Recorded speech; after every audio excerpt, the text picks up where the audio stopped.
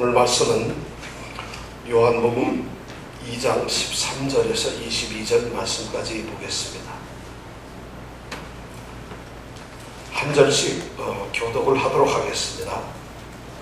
유대인의 유월절이 가까운지라 예수께서 예루살렘으로 올라가셨더니 성전 안에서 소와 양과 율직하는 사람들과 돈 바꾸는 사람들이 앉은 것을 보시고 노끈으로 채찍을 만드사 양이나 소를 다 성전에서 내어 쫓으시고 돈 바꾸는 사람들의 돈을 쏟으시며 상을 엎으시고 율직하는 사람들에게 이르시되 이것을 여기서 가져가라. 내 아버지의 집으로 장사하는 집을 만들지 말라 하시니 제자들이 성경 말씀을 주의 전을 사모하는 열심히 나를 삼키리라 한 것을 기억하더라. 그들이 대답하여 예수께 말하기를 내가 이런 일을 행하니 무슨 소득을 우리에게 베푸게 되냐. 예수께서 대답하여 가라사대 너희가 이 성전을 헐라 내가 사흘 동안에 일으키리라. 그들이 가로되 이 성전은 46년 동안에 지었거늘 내가 사흘 동안에 일으키겠느냐 하더라. 그러나 예수는 성전된 자기 육체를 가리켜 말씀하신 것이라.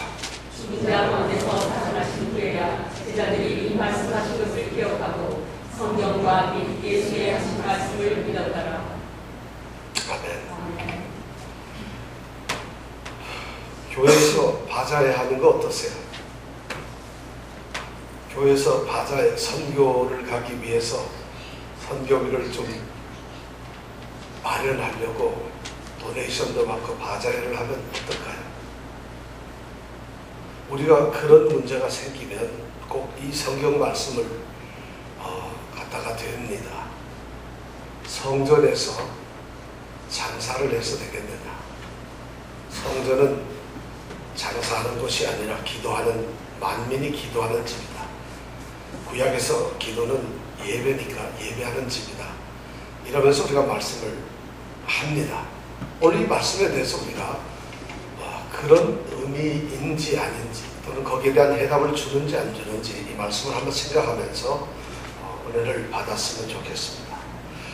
요한복음은 읽으면서 이 책 자체를 두 부분으로 되어 있다는 것을 우리가 알 필요가 있습니다. 요한복음은 책이 두 부분으로 되어 있습니다. 첫 번째 부분은 앞부분으로 1장에서 12장까지가 소위 말하는 표적의 책이라고 되어 있습니다. 예수님께서 이 땅에서 행하신 표적들을 기록해 놓고 있습니다. 바로 예수님께서 유대교라고 하는 유대주의라고 하는 그러한 기존 기성 세력을 향해서 기성의 어떤 그런 체제를 향해서 예수님이 누구신가를 선포하는 내용이 바로 이 요한복음의 전반부를 차지하는 표적의 책의 내용입니다. 그리고 요한복음의 후반부인 13장부터 21장까지는 영광의 책이라고 우리가 이름을 합니다. 영광의 책이란 예수님께서 영광을 받을 때의 사건을 기록한 것이죠. 예수님께서 영광을 받았다 하는 이 말씀은 예수님이 십자가에 달려서 돌아가셨다는 이 말을 의미합니다. 예수님이 십자가에 돌아가시는 것, 그 행위를 예수님은 영광을 받으신다고 말씀을 하고 있습니다. 요한복음은 바로 이렇게 두 부분으로 나눠져 있습니다. 그런데 전반부 이 표적의 책 속에는 예수님께서 아주 중요한 자신의 정체성을 드러내시는 그 환경이 나오는데 예수님께서는 유대인들이 지키고 있는 전통적인 그 종교 제도를 향해서 그리고 예수님께서는 유대교의 전통적인 어떤 그 종교 절기에 대해서 예수님이 누구신가를 예수님은 어떤 분이신가를 이야기하고 있습니다. 특히 2장서부터 4장까지에는 예수님은 하나의 혼인잔치에서 율법 종교를 증명하시는 거고 또 오늘 읽은 말씀에서 바로 예루살렘 성전의 이야기를 하고 있습니다. 그리고 또 그 다음에 넘어가면 랍비라고 하는 인물을 세워놓고 그 다음에는 사마리아 여인이라고 하는 이 사마리아의 우물 이야기를 꺼내면서 예수님은 소위 표적을 말씀을 하고 있습니다. 예수님이 누구신가를 말씀하고 있습니다. 그리고 예수님은 그 이후에 5장서부터 10장까지에는 소위 유대인들이 지키고 있는 종교 절기 안식일이 예수님과 어떤 관계인가? 유월절은 어떤 건가? 초막절은 무엇인가? 그리고 수전절은 어떤 것인가 하는 것에 대해서 예수님은 자신의 정체성을 바로 그런 유대 절기 속에서 드러내고 있습니다. 오늘 우리가 읽은 이 요한복음 2장에는 두 가지 중요한 사건이 나오는데, 우리가 지난주에 생각했던 것은 갈릴리 가나에서 혼인잔치에서 있었던 사건입니다. 갈릴리 가나의 혼인잔치의 표적에서 예수님께서는 형식적인 행위로 생명력을 잃어버리고 껍데기만 남아있는 그런 율법 종교에 대해서 예수님 자신이 새로운 포도주라고 하는 것을 선언하고 계십니다. 그래서 기쁨을 주고 새로운 생명을 줄 수 있는 그러한 포도주라는 것을 제시하셨습니다. 오늘 이 두 번째 이야기가 바로 성전 정화 이야기입니다. 예루살렘 성전에서 예수님은 그 성전을 깨끗게 하시는 그러한 일을 오늘 하셨습니다. 예루살렘 성전이 도대체 무엇인데 예수님께서는 그렇게 하셨을까? 유대인들에게 예루살렘 성전이 주는 의미는, 그들에게 차지하는 예루살렘의 이 성전은 어떤 의미일까? 우리가 그것을 먼저 생각해 볼 필요가 있습니다. 예루살렘 성전은 유대 백성들에게는 그들 신앙의 중심지였습니다.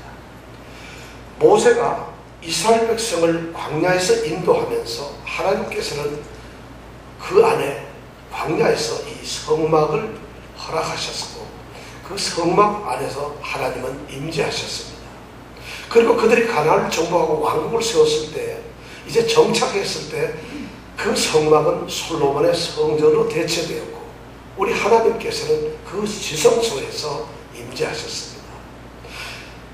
포로기 시절에는 예루살렘의 성전은 회파되고 다 예루살렘 성전이 없어졌지만, 그러나 그들은 성전을 사모했고 스룹바벨을 통해서 예루살렘 성전은 다시 회복되고 세워졌습니다.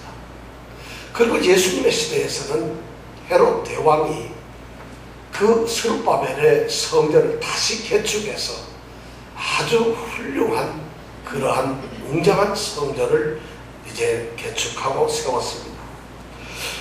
성전이 없는 신앙, 이것은 유대 백성들에게 있어서는 상상할 수 없는 일입니다.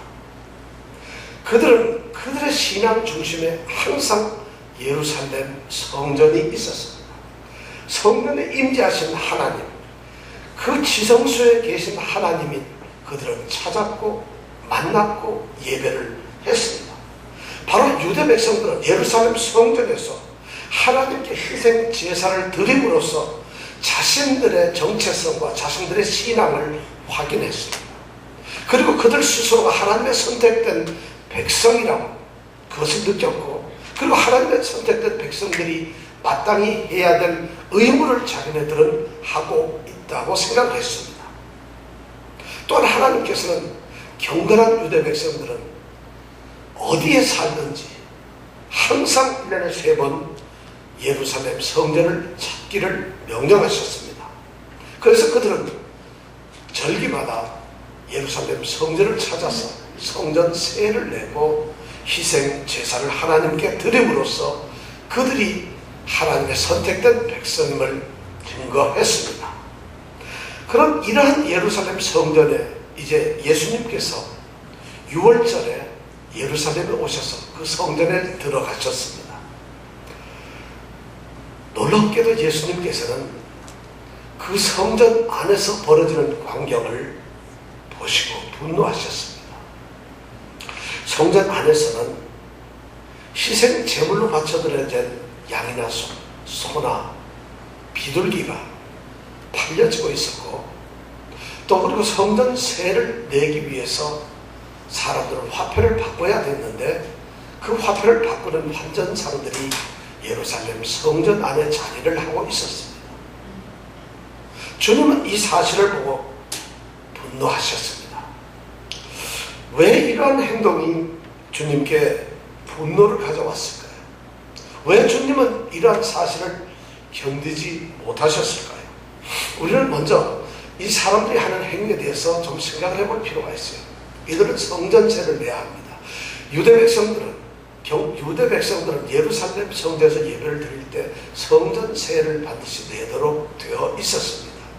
그런데 성전세를 내려면은 로마가 만든 화폐를 낼 수가 없었어요. 왜냐하면 로마가 만든 그 화폐에는 로마 황제의 얼굴이 그려져 있기 때문에 이건 거룩한 하나님께 드리는 예물로서 적당치 않았습니다.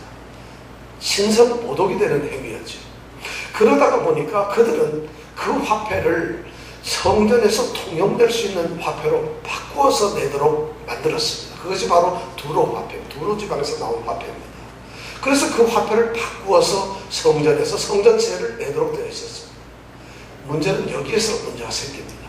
하나님께서 인정하신 이 일이 사람들의 탐욕과 욕심에 의해서 정상적인 상태로서 그런 일이 이루어지는 것이 아니라 사람들이 거기에서 인간적인 욕심과 탐욕을 갖게 되었다는 것입니다. 특별히 이 성전세를 관리하는 대제사장들은 성전세를 받기 위해서 이 성전 환전을 시키면서 이 환전에서 엄청난 폭리를 취했습니다. 기록에 의하면 거의 17배의 폭리를 취하는 경우도 있었다고 되어 있습니다. 성전세를 내는 것은, 이것을 바꿔주는 것은 대제사장들의 아주 중요한 수입원이었습니다. 또 희생 제물을 드리는 것도 마찬가지입니다. 유대인들이 예루살렘 성전에서 하나님께 제사를 드리려면은 그들이 어느 곳에 살든지 하나님께 드릴 희생 제물을 자기가 선택해서 1년 된 수컷의 이 양이나 염소나 그것을 가지고서 예루살렘 성전에 가야 됩니다. 그런데 이것이 현실적으로 어렵습니다. 먼 지방이나 다른 나라에서 그 희생 제물을 끌고서 흠이 없이 성전까지 도착한다는 것은 불가능합니다. 그래서 하나님께서는 신명기 14장에 보면 그것을 하나님께서는 좋은 방법으로 대체시켜 주셨어요.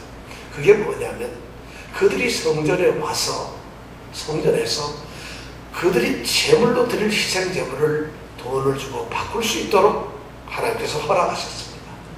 바로 이 하나님의 명령을 이 유대인들은 교묘하게 이용을 합니다. 그래서 그 성전에서 이 양과 소와 비둘기를 팔면서 거기서 또한 독리를 취합니다. 이 제물을 파는 문제에서 거기서도 또한 문제가 생겼습니다.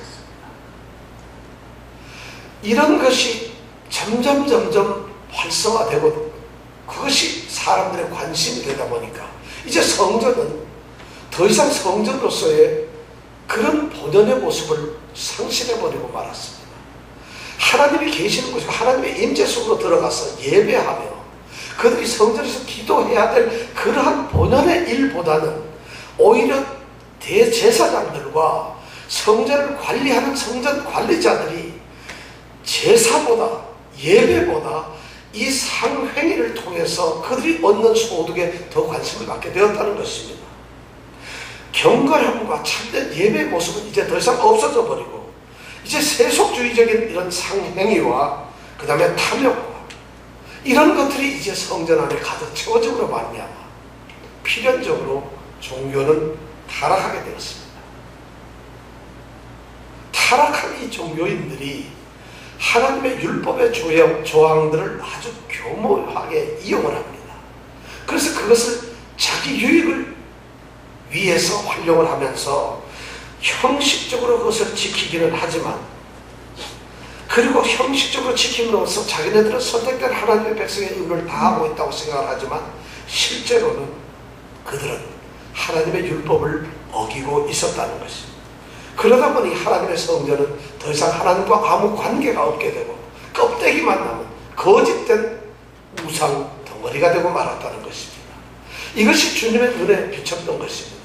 저는 여기에서 주님께서 어떻게 그것을 느끼셨을까? 우리 주님은 하나님으로서 아마 유대 백성들이 2000여 년 이상, 1000여 년 이상 드렸던 그 제사를 받으셨던 하나님이셨어요. 주님께서는 그 성전의 모습을 누구보다 잘 알고 계셨을 것 같아요. 주님께서는 그들이 바치는 그 제물이 어떤 것이라는 것을 누구보다 잘 아셨을 것 같아요. 이제 주님께서는 바로 이 유월절에 하나님의 희생된 어린 양으로 제물로서 오셨는데, 그런데 그들이 바치는 제물과 성전에서 이루어지는 그 예배에 대해서 주님은 분노하셨습니다. 그래서 주님께서는 노끈으로 채찍을 만드시고 진정성 없는 형식적 예배에 대해서, 탐욕으로 물들어 있는 그 세속주의에 대해서 채찍을 드셨습니다. 성전 안에는 무기가 될 만한 것을 가지고 들어갈 수가 없는데 주님께서는 거기에 있는 노끈을 가지고 채찍을 만드셨어요. 채찍을 만드셨다는 얘기는 예수님께서 그들의 행위에 대해서, 이 불법에 대해서 단순하게 충동적으로 화를 내셨다는 것이 아닙니다. 노끈으로 채찍을 만드시고 그 채찍으로서 그들을 쫓아내셨다는 얘기는 예수님께서 의식적으로 의지를 가지시고 성전을 정화하셨다는 것입니다. 바로 예수님은 이미 사람들의 탐욕으로 물들은 이 훼손된 종교주의에 대해서, 그리고 종교 의식주의에 대해서 주님께서는 분노하셨습니다. 예수님께서는 바로 오늘 그 성전을, 예루살렘 성전을 깨끗하게 만드셨습니다. 그러한 예수님의 행동은 유대 성전을 지키는, 예루살렘 성전을 지키는 유대인들에게는 충격적으로 받아들여졌습니다. 깜짝 놀랄 만한 일입니다. 상상을 해보세요.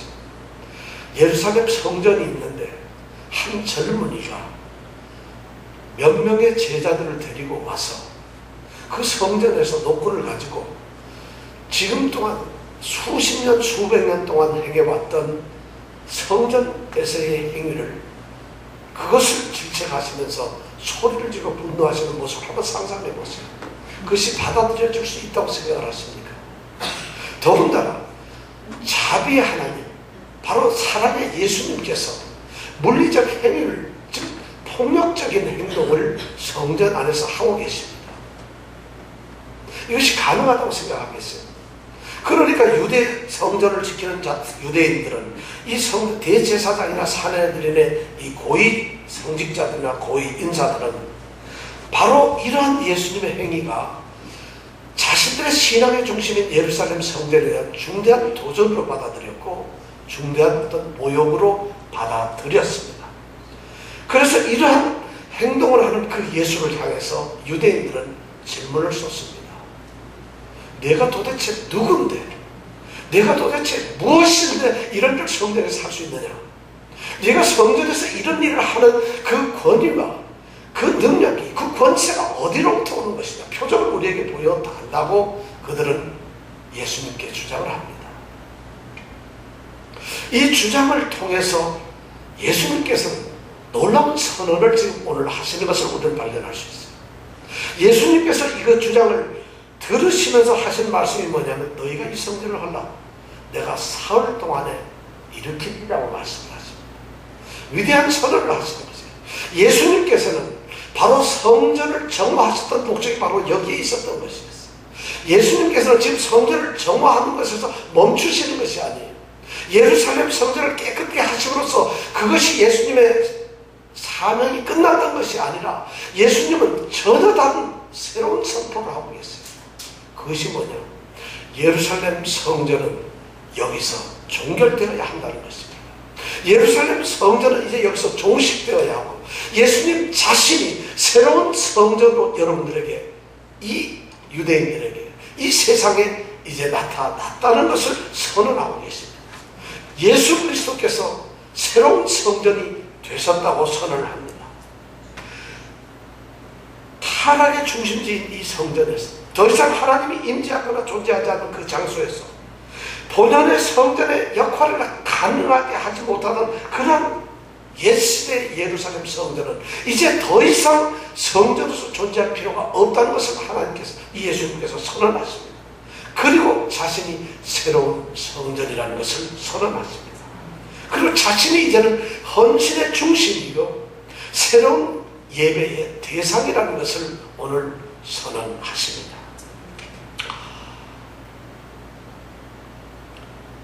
요한복음 1장에는 이런 말이 나옵니다.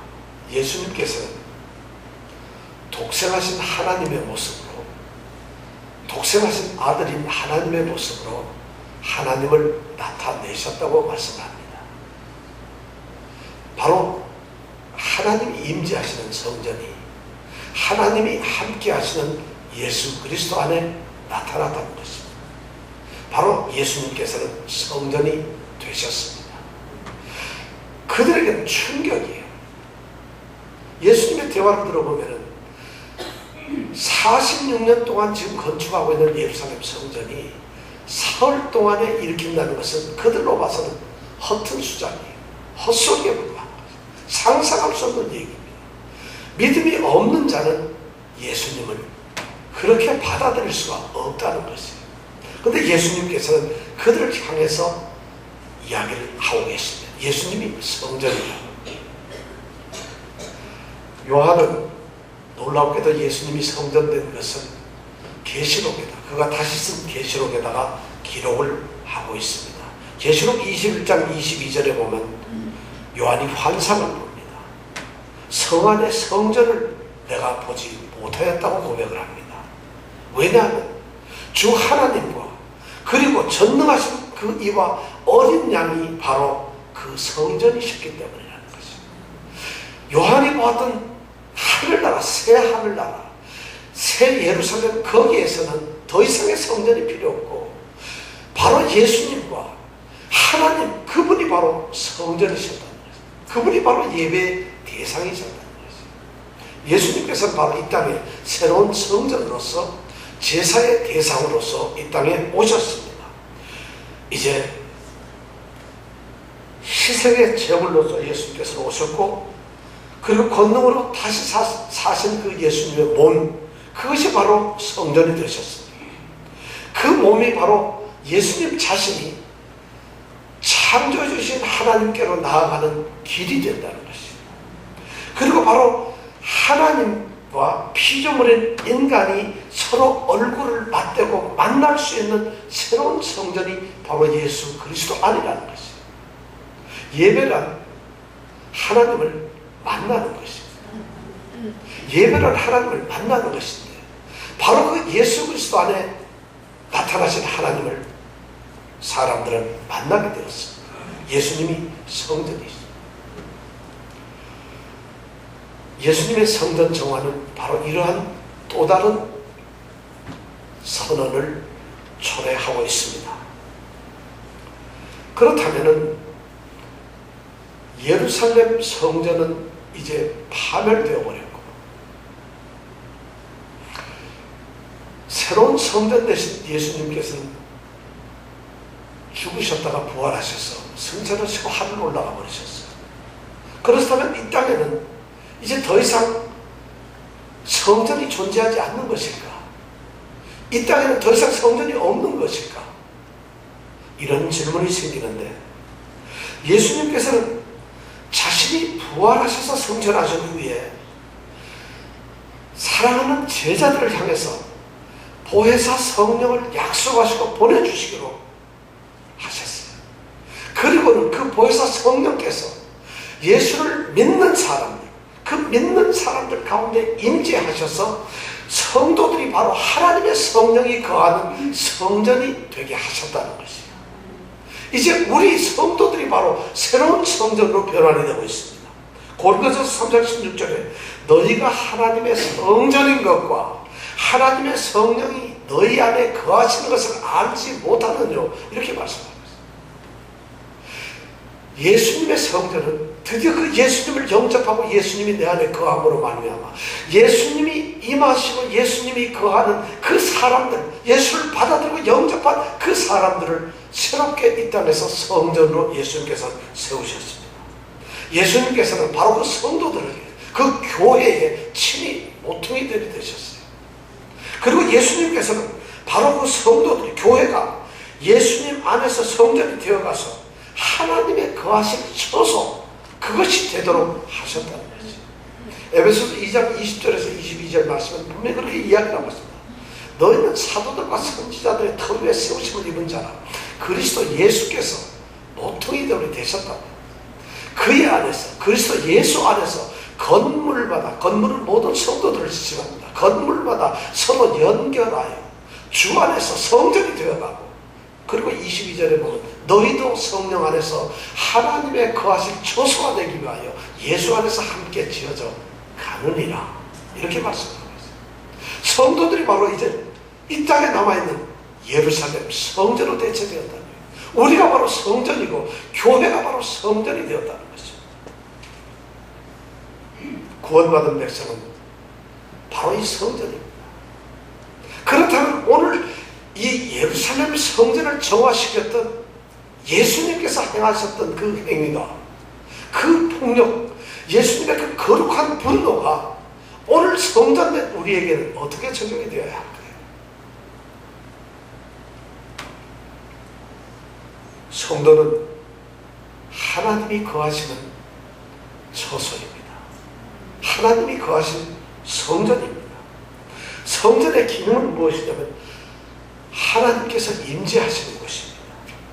그리고 하나님의 영광과 존귀가 높여지는 것입니다. 그리고 그 하나님을 만나며 예배하는 것이 바로 성전입니다. 그런데 바로 이 성전이 우리가 되었어요. 이제는 우리가 성전으로서 성전의 삶을 살아야 된다는 거죠. 성도의 삶은 바로 예배의 삶이 되어야 한다는 것이에요. 그리고 성도의 삶은 이제 하나님의 영광과 존귀를 높여드리는 삶이 되어야 한다는 것입니다. 그리고 성도들은 삶을 통해서 바로 성전의 삶을 살아야 한다는 것입니다. 우리 성도들이 바로 이 놀라운 축복을 받았다는 것입니다. 바로 성도들, 우리가 하나님의 귀한 성전이 되었습니다. 만약 성도들이 세속적인 삶을 산다고 할 때 거룩성을 잃어버리고 성전인 하나님이 거하시는 처소를 훼손하고 그 성전을 만약에 우리가 오염시키고 더럽게 하고 그것을 잘못한다면 우리 주님께서는 오늘 우리를 향해서 채찍을 드실 것입니다. 우리를 향해서 채찍을 드실 겁니다. 우리가 바로 이 성전 의식을 갖는 것이 얼마나 소중한지 모릅니다. 성도들 한 사람 한 사람은 우리 주님께서 계시는 곳이, 지금 저 속에도 주님께서 계시는 곳이, 우리 여러 성도들 가운데도 주님이 계세요. 그런데 이 주님이 계신 것을 잃어버리고 잊어버리고 형식적인 예배의 삶을 산다면 주님이 채찍을 드실 것입니다. 참된 예배자의 모습이 아니고 참된 성전의 모습이 아니라면 주님은 채찍을 드실 것입니다. 만약 우리 속에서 세속적인 물결이 너무 나왔어, 이제 거룩하게 구별되고 그러한 귀한 하나님의 처소로서의 모습을 잃어버리고 세상의 온갖 찌꺼기들이, 사상이, 그런 풍조와 세상의 모습들이 우리 속에 들어와서 우리를 오염시키고 우리가 그런 모습으로 이 땅의 삶을 산다고 한다면 주님께서는 다시 노크로 채찍을 드시고 우리를 징계하실 것입니다. 우리는 오늘 이 말씀을 보면서 거룩한 성전의 모습을 회복해야만 합니다. 우리는 바로 성전입니다. 예수님께서는 성전을 정화시킴으로 우리가 성전의 모습으로 어떻게 살아야 하는 것인가를 오늘 말씀해주고 있습니다. 오늘 이 말씀을 통해서 예수님이 보여주시는 표적, 우리가 바로 표적이 되어야, 우리가 바로 이 땅에서 예수님의 성전으로 살아가야 함을 예수님께서는 말씀하고 계십니다. 사랑하는 성도 여러분, 여러분들은 이 땅에 세워진 하나님의 성전입니다. 여러분의 성전을 온전하게 하나님께 드리십시오. 참된 성도의 모습을 회복하시는 놀라운 은혜가 있기를 축원합니다. 기도하시겠습니다. 주님은 말씀하십니다. 장사하는 집으로 만들지 말라고 말씀을 하십니다.